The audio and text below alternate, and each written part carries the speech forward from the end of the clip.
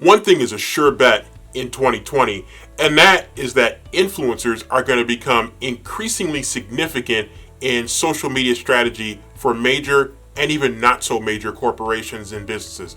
I'll talk about that next.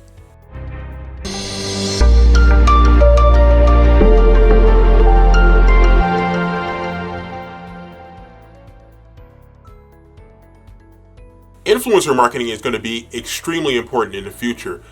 More and more consumers, people who are your followers, your subscribers, they're looking for authentic voices, people that have tried products and believe in products, people that have tried services and believe in these services.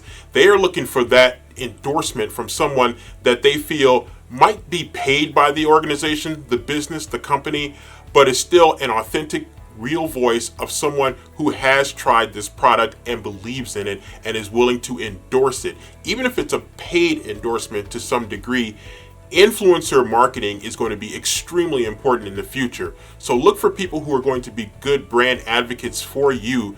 They can help influence people to look at your business, to look at what you have to offer, and be the best real organic advocate for what product you have to offer, for what services you have to offer, for what content you have to offer.